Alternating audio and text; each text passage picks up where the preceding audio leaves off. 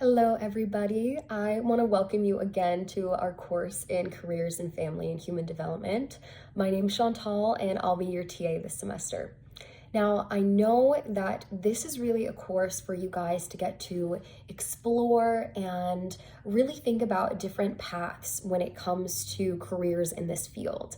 And for some of you, you're going to be in your undergraduate degree, thinking about grad school programs down the line. And for others of you, you might be in a career that you're looking to pivot or find something adjacent to it. And so I thought it'd be really helpful to make a video outlining 3 different and similar but unique paths to becoming a therapist or a counselor. And so, of course, if you guys have any questions after this video or any things I can clarify, just don't hesitate to let me know. But I'm going to break down what it would look like to become a licensed professional clinical counselor, an LPCC, a licensed clinical social worker, an LCSW, or a licensed marriage and family therapist in the state of Arizona. So we're going to start with the most saturated and kind of highly densely populated licensure that I've found in Arizona, which is a licensed professional counselor. And so to become an LPCC, also known as an LPC, you're going to want to get a master's degree in clinical mental health counseling or something adjacent to that. These degrees range from 18 to 21 months up to 2.5 to 3 years, just depending on if you're doing part-time, full-time, or if it's an accelerated program. Now, I want you to think about an LPCC as similar to a psychologist in the way that their focus is really on the individual that they're treating, the person, what's going on internally, what are they thinking, and what an LPCC's role is to help their clients understand their inner workings and figure out what to change or enhance within themselves to help them address the problems, challenges, or obstacles they're coming to therapy for and reach their goals. And so from a focus standpoint, very much focused on the individual and the person that they're treating, not as much I would say, systemic lens of understanding what's going on in their world, what are potential influences that could be making them feel this way. And so what's great about an LPCC career is, you can work in a lot of different sectors. I think most popularly, they move to private practice or group practice sectors. And if you are interested at all in pursuing a graduate degree in the LPCC world, you will not have a shortage of supervisors or private practice, as well as other potential employment opportunities, just given the volume of clinicians we have in the state. Now, something I do want you to think about is if you are interested in working with families and children or couples and seeing multiples of clients, then I would strongly consider one of the other 2 paths I'm going to mention in a minute. Because what's great about an LPCC is you get a ton of hands-on and very applicable experience to the clientele you're going to be working with in your clinical internship throughout your program. Now, although LPCCs or LPCs can see families and couples, they often have to complete additional coursework in addition to their program's coursework and get additional clinical supervision hours working with that clientele, because most LPCC programs do not require their students to, as part of their clinical internship, get a certain amount of hours that are relational. And when I say relational hours, it means not just seeing individuals, but seeing couples, families, and children, kind of that multiple client piece. And so if you're somebody, again, that knows you really only want to work with individuals, or you want to see people on a one-to-one capacity and maybe take on couples, but that's not your focus, then I think the LPCC route is a great route to look for. Now, moving on to, if you do want to get some of those relational hours in your graduate program and in your graduate experience, then I would look at strongly an licensed clinical social worker, an LCSW, or a licensed marriage and family therapist, which is the route I actually chose. And so I'll start with an LCSW because it's also very popular. It's actually one of the oldest and most well-structured segments of our field.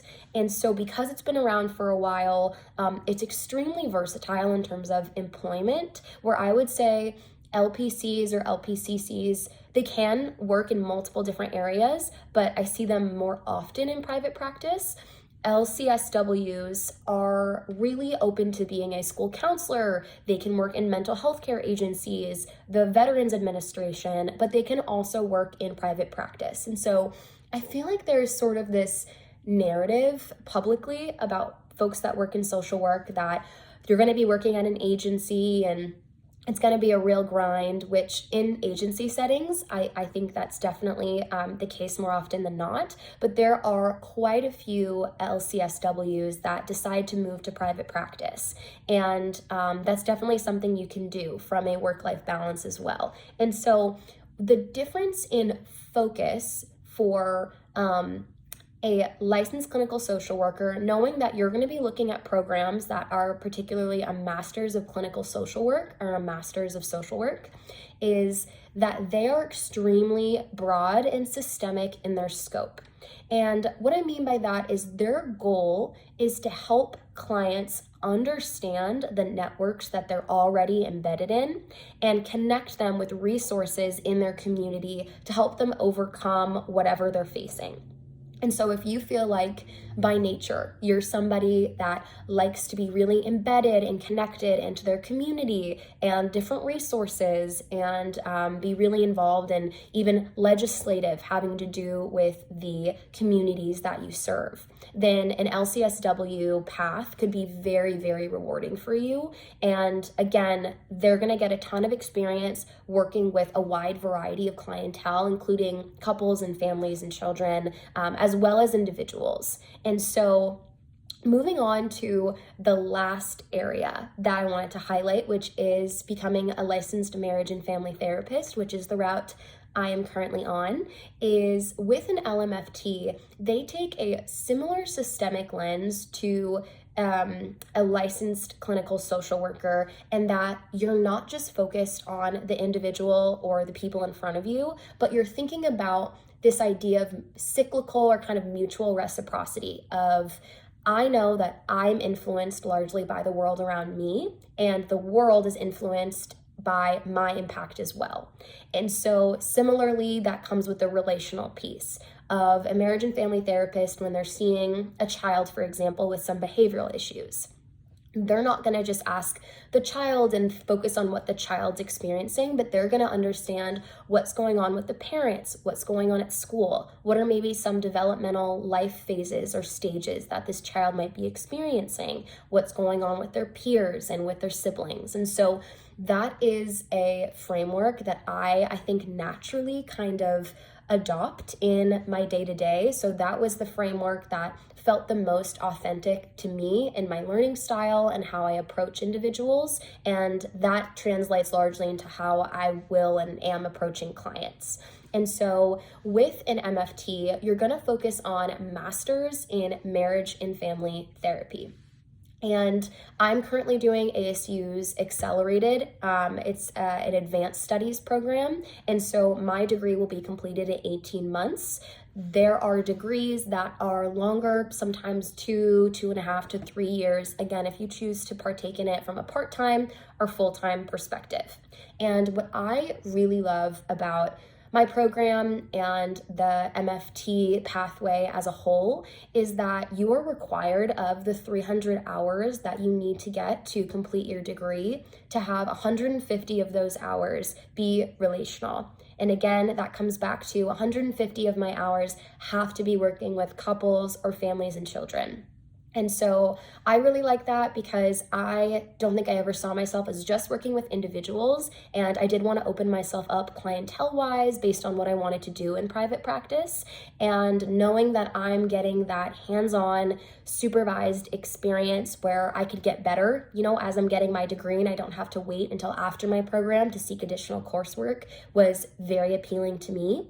And so again, I would say the way in which and how the type of work we're doing with clients can be very similar between a a social worker, a professional counselor, and a marriage and family therapist. But I would say the lens or the focus of how we view and how we meet our clients is very different. And so really looking into the three, thinking about what's going to be most authentic to you in your style and what resonates with you is often, what translates the best with clients. And so, yeah, if you guys have any other questions, don't hesitate to shoot me an email. I am currently in the throes of my graduate program right now, and I'm loving it. So I'm happy to answer any questions, but I definitely recommend reaching out to individuals that hold these licensures, whether they're an intern or an associate or even a fully licensed individual, to get a feel for their day-to-day. So not only additioning to their focus of how they treat clients, but their lifestyle and what you can see for yourself from an employment standpoint. So